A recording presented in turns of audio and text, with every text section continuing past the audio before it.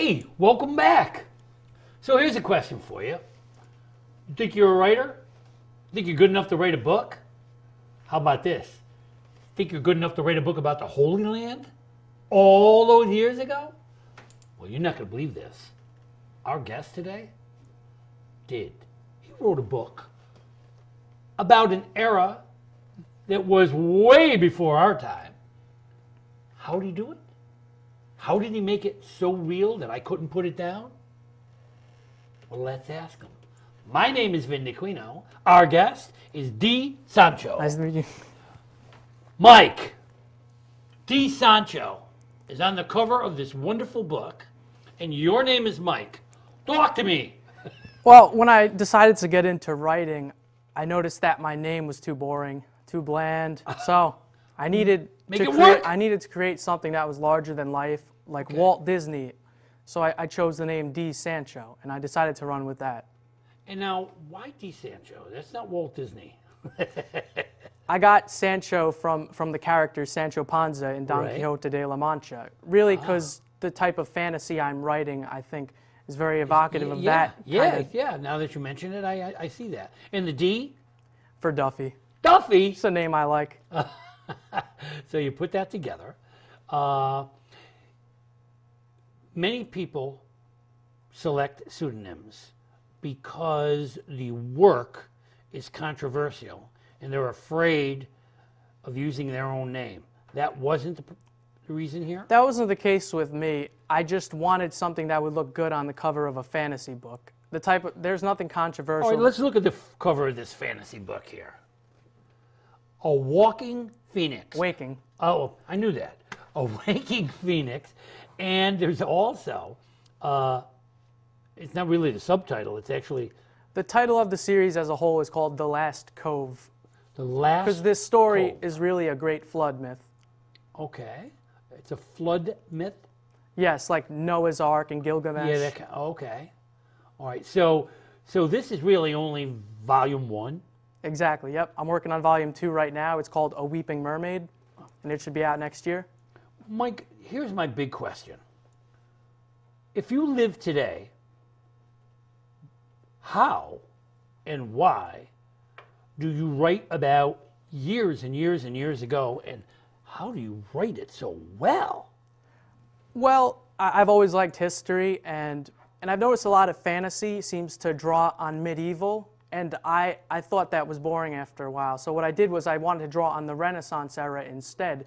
So really this story is the transition from a medieval society into a more Renaissance. This evokes more of the Borgias, Medici's, Michelangelo, Leonardo da Vinci, the Italian city-states, and that type of setting. So did you study that era? Yeah, I like that era very much. Yeah. I mean, you take me there. When I read this, I mean, I feel like I'm there. Even little strolls through the village, I'm strolling with them. I can see the things that they're seeing. I see their weapons. I even see where you might be going. When they're walking and they're talking about things that are imminent. And I get nervous with them. And I wonder about what's coming. And you keep me turning those pages. How long does it take to do a thing like this, Mike? Well, this book took a year to plan out, but only 8 months to write. Wow. The best advice I ever got as a writer was try to evoke as much of the 5 senses as you feasibly can in a scene. Good advice. Great advice. Yep. The other thing is another 5-pointer. Plot, character, setting, theme, and tone, which you do beautifully. I like the way you meld them.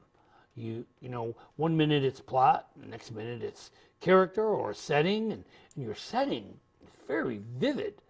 I can see what you see or what you want me to see, and I like the way it evolves. It's written almost like a screenplay. It's supposed to be a very, very visual medium, and it's very visceral, and you're supposed to feel like you're in the character's skin and experiencing what they're experiencing. Now, you wrote this whole book in 2 days, right? I wish. I really. I wish I was How that long efficient. did it take you, and was it a labor of love? Well, like I said, it was 8 months, but I really enjoyed it. The hardest part is usually the build-up, but when you reach a scene that you've already had mapped out or that you've been excited for, the pages write themselves.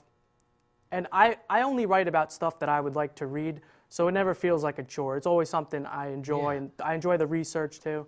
There's something to be said about a writer who writes a book has the enjoyment of being the first reader. Exactly. Yeah, and I love that myself. There are times when I don't know where this book is going, and I write it to read it. Do you find that same thing? Is it all planned out? You know, there's so many different methods for writing a book. Do you outline your book before you do it? Do you know where it's going before it goes there? I do. I split my book into 4 quarters, an intro, 2 middle parts, and a climax. I don't know the specific details of what happens within each. I just have a rough idea, and I fill it in from there, almost like planning a garden. Okay, so one of the things I tell writers is plan ahead. Know where your book is going. You don't necessarily have to go there because as the book develops, it takes little detours of its own, and the characters seem to do what they feel like doing. Does that happen to you? Yeah, things never turn out quite how you expect, Yeah, especially right. when you're writing. There's this phenomenon where you'll just get a flood of new ideas. And what seemed difficult to put on paper before becomes very easy, and you suddenly have all this material to work with. Yeah, so, all right, so now, storyline. You have a main character? 6 main characters. in this 6 main one. characters. All male, part male? 2 females, 3 males, and 1 pixling. A pixling is like a little fairy creature, maybe something you would see in A Midsummer Night's Dream. Oh. So and there is a caste system in this world. So the viewpoint is from characters who are on different caste systems, different walks of life. So you don't see the perspective from just those at the bottom or at top. You get a nice even ground. That's probably why I saw this book as so three-dimensional. I didn't even realize that, but it is three-dimensional. I get to see this entire world. You do take me into your world, and you do give me a solid look at what it might be like to live in those days. Absolutely, that's what I intended when I started the book. I wanted to create almost an escape, something that was similar to our world, but in a different era and not quite the same. So it isn't 100% true to medieval times or No, Renaissance. not at all. There's a lot of creative liberties taken because it is the fantasy genre after all. So it's a fantasy genre, which means that it steals from the medieval and it steals from the Renaissance, but it's its own world. It is its own world, based heavily on European Renaissance as well as history of the Ottoman Empire. All right, so research? Yeah, tons of research. But the great thing about research is you're always going to learn something new.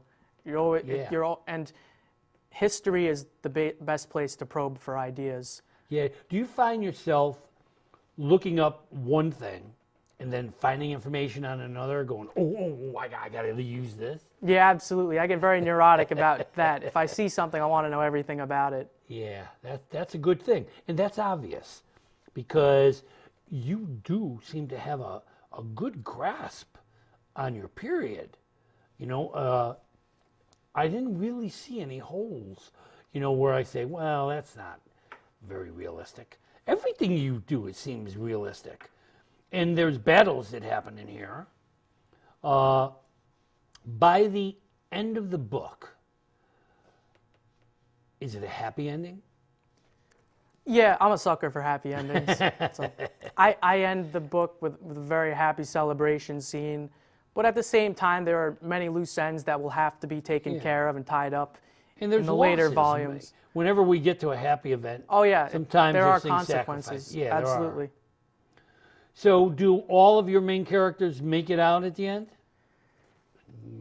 Well, based on my answer, yeah, you'll have to read and see. Yeah, I hear you. All right, so talk to me about writing style.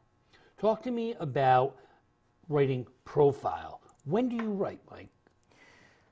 I write anytime it's convenient to me. Is there a particular time and place? I seem to be most productive at night when I'm dead too. tired, Yeah, when you're dead tired. when I'm pushed to my limit. As for where I write, before typing anything, I have to write it in a notebook because it helps Really? the ideas flow. So you handwrite everything first? Yeah. Wow. The ideas won't come to me if I'm just typing. Wow. It may be because my background is in visual arts and I grew up drawing, so something about putting my pen to paper gets all the ideas out. Now, you are an artist as well, right? Yes. Wow. So there's no illustrations in this book. Unfortunately not. Maybe in the future volumes there will be. Yeah, because you begin with artwork. Now, when you do your writing, do you do little artwork in your sketchbook? Yeah, I'm very mindful of what the architecture in the world would be like, what the characters will look like, you know, every little detail in their clothing. Yeah, I noticed. I mean, it's amazing. I also love the way you intersperse your setting with your plot. You know, while these people are walking, you're describing what they're wearing, but you're describing their weapons, things that are going to be used later on in the scene, which is really beautifully done. There are many times where I'll write backward, where something will be in a scene and it will be thrown earlier on, just for the sake of consistency of the story. So you know what the event's going to be, and then you write back to build up to that. Exactly. Nice. Yeah, I do the same. You know, where I tell a lot of great writers, it's not writing that's difficult. It's rewriting that's difficult. Absolutely. Yep. When you have to go back and say, well, this was a great idea at the time, but it doesn't work because it didn't go there. Or this has got to go here. So I'm going to have to build something here to go here. Yeah, and in a story of this size and depth, there are sometimes inconsistencies that pop up and things you have to go back and edit, and you have to be very mindful of with such a large cast of characters, so many settings, so many little details that could, And in order to make your characters three-dimensional, you have to make sure that you kind of set up. I mean, if a guy's going to chop another guy's head off, we have to know that he's the kind of guy who would chop another guy's head off. Absolutely. So sometimes we have to create the character. We have to go back and we have to sew in the threads that bring us to where we need to be later in the book. And that's the great thing about storytelling. It's one of the most fluid, creative activities you can do. So much is possible with it. Yeah. Do you find yourself lost in your world sometimes? Sometimes, yes. Yeah. I remember when I first got married, my in-laws would invite us to dinner. And we'd go to dinner at about 4 o'clock. And in the early parts of the day, I'd be writing. And I'd go there, and that book, still writing in there. My brain is still going.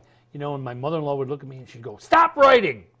And I go, "I'm not writing." Don't tell me you're not writing. I see it in your face.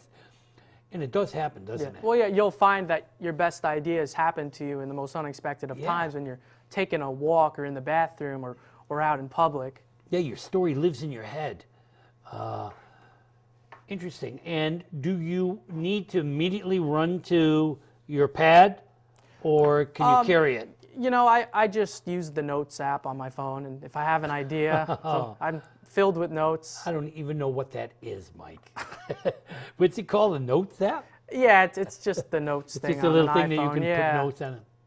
My phone is so old that when I went to go have it replaced, the guy told me he can replace it for me if he gets time to go to the museum. My phone takes calls, makes calls, and takes pictures, period. There's no email, there's none of that. So it's a whole world. When you're done with the book, are you done?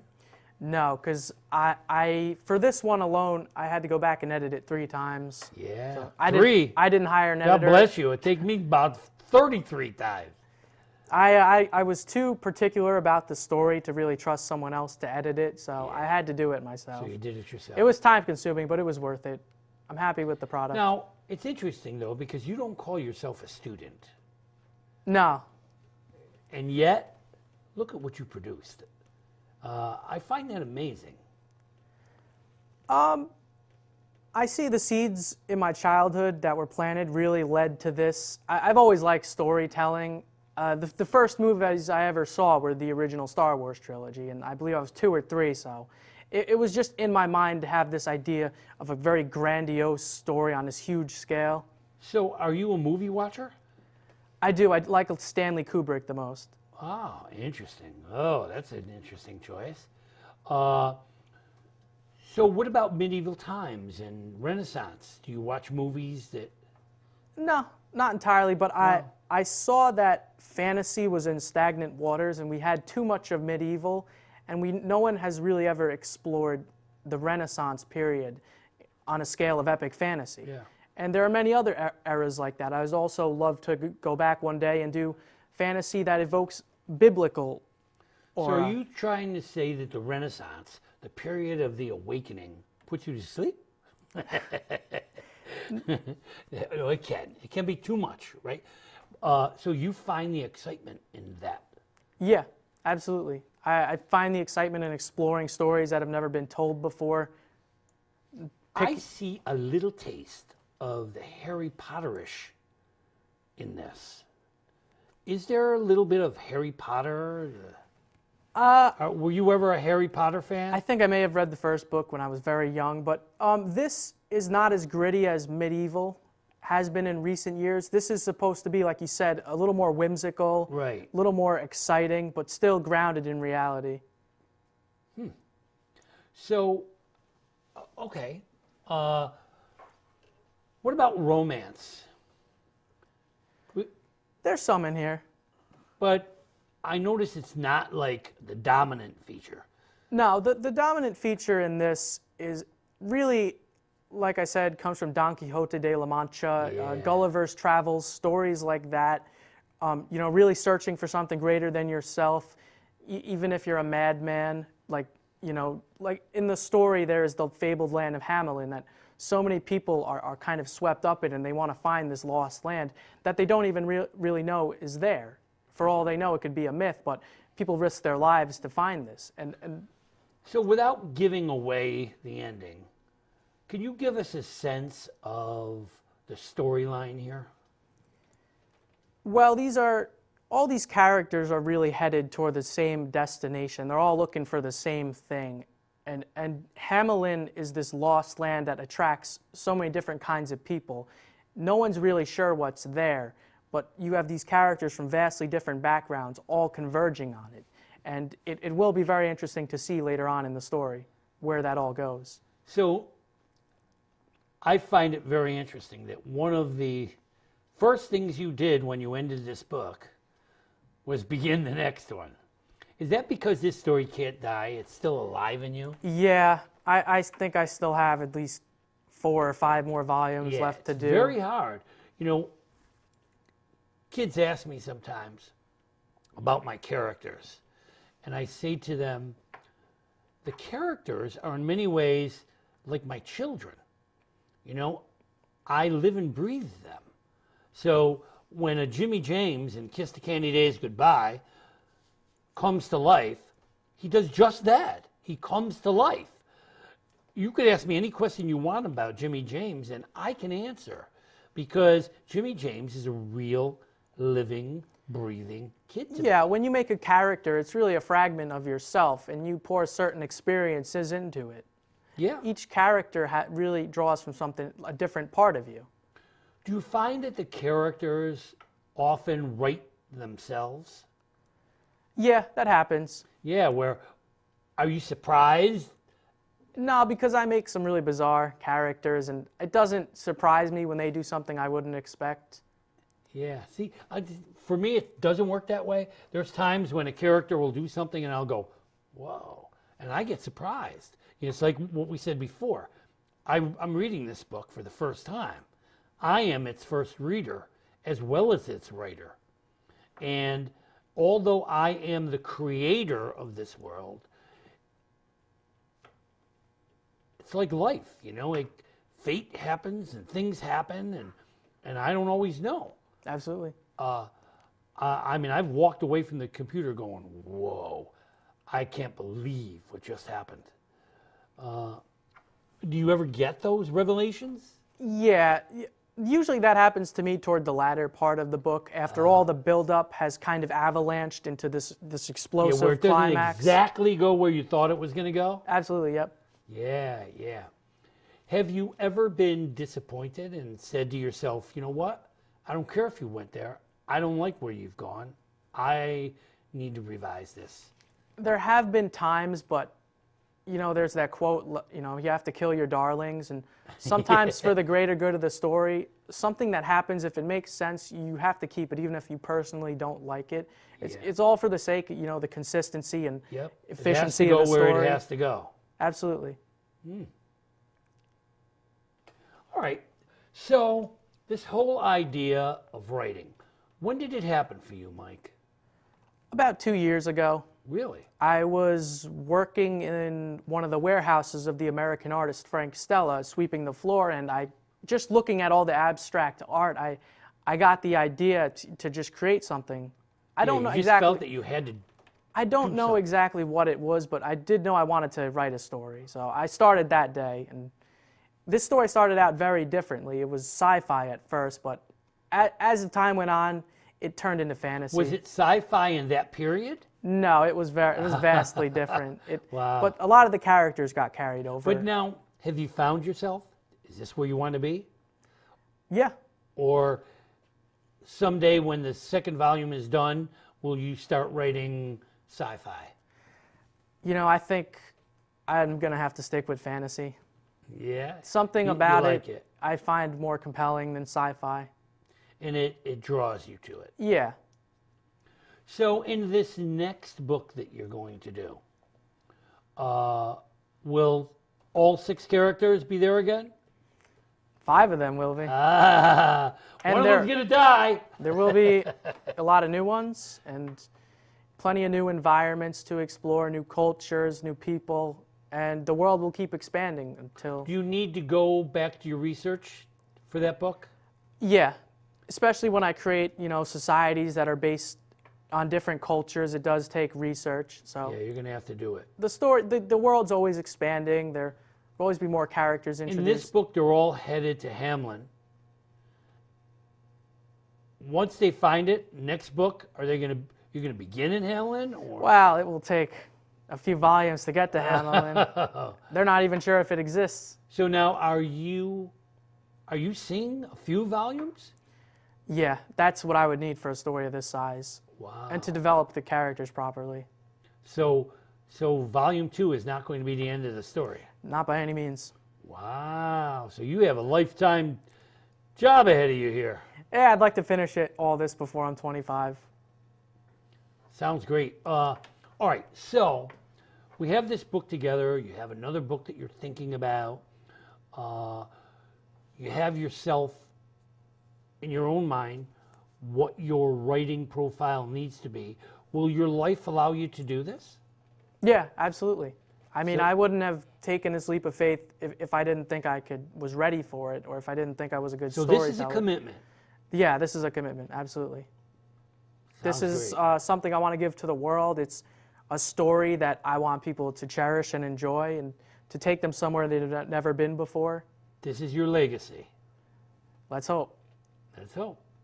Well, it sounds good. Let's just talk just for a minute. We only have a couple minutes.